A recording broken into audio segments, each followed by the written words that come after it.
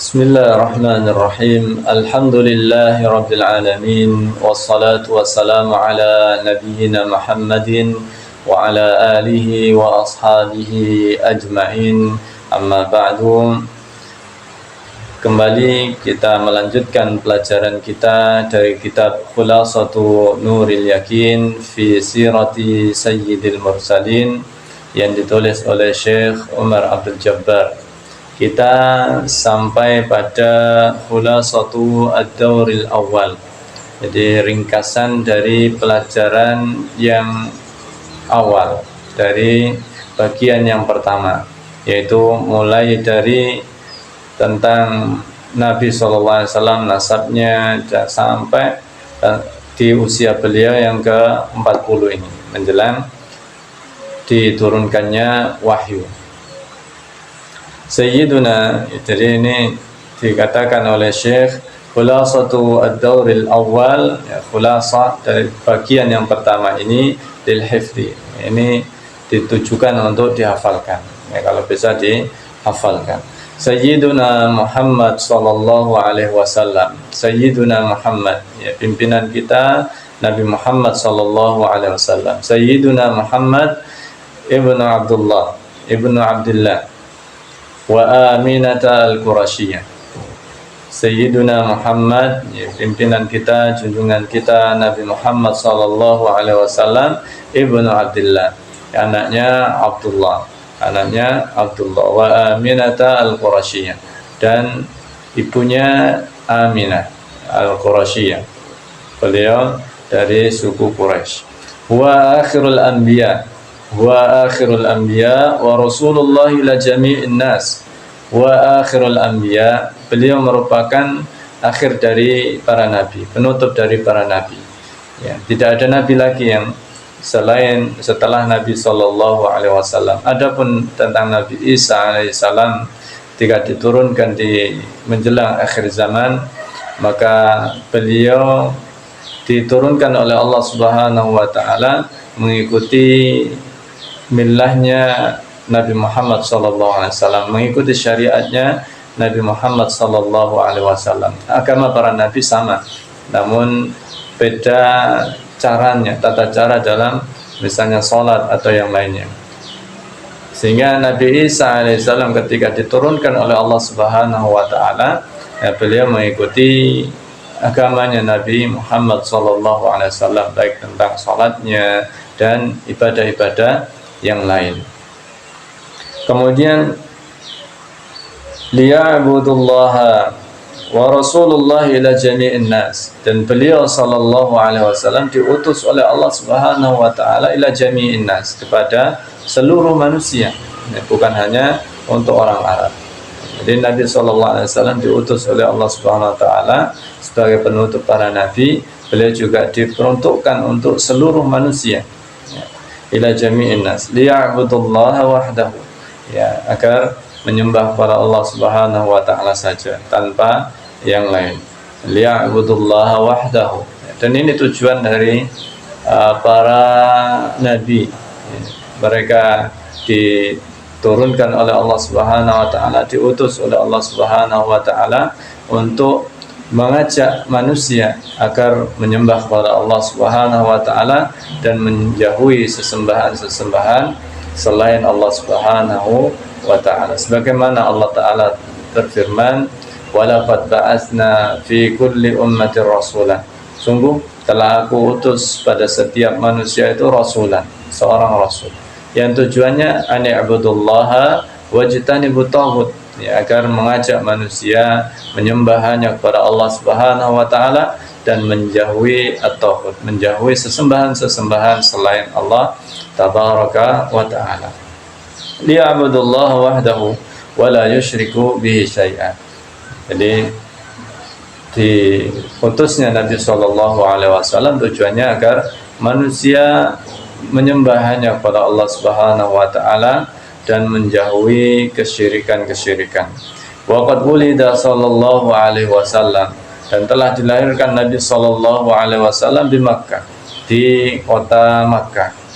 Beliau dilahirkan di kota Makkah. Waqad wulida sallallahu alaihi wasallam di Makkah yaumal Itsnain, pada hari Senin As-Tsani Asyar, ya, pada tanggal 12 min Rabiul Awal, dari bulan Rabiul Awal. Wa kana waliduhu, dan ayahnya qad tuwfiya qabla wiladatihi. Ayahnya Nabi sallallahu alaihi wasallam qad tuwfiya qabla wiladatihi. Beliau telah meninggal sebelum dilahirkannya Nabi sallallahu alaihi wasallam. Sebelum Nabi dilahirkan, ayahnya telah meninggal. Jadi Nabi sallallahu alaihi wasallam terlahir dalam kondisi yatim. Wa dufina bil Madinah. Kemudian ayahnya dimakamkan di Madinah. Farabbathu ummuhu, sehingga ibunya yang mengasuhnya, yang mentarbiyahnya, yang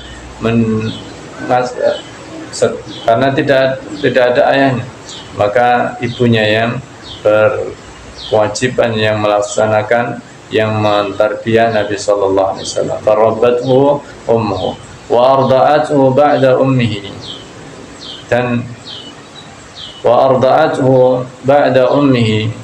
dan menyusui Nabi sallallahu alaihi wasallam setelah ibunya, yaitu Thuwaibah al-Aslamiyah. Ya, beliau ini merupakan budak dari paman Nabi sallallahu alaihi wasallam yang bernama Abu Lahab. Jadi Abu Lahab itu adalah pamannya Nabi sallallahu alaihi wasallam. Tsumma Halimah As-Sa'diyah, setelah ibunya, kemudian Thuwaibah al-Aslamiyah, dan yang ketiga Halimah As-Sa'diyah. Wa fi sadisati min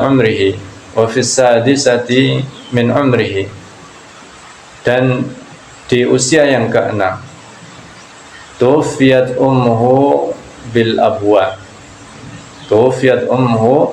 abwa, ibunya meninggal, ya, sepulangnya dari ziarah ke makam ayah Nabi sallallahu alaihi wasallam di daerah yang bernama Abwa. Ini suatu daerah di antara Madinah dan Makkah.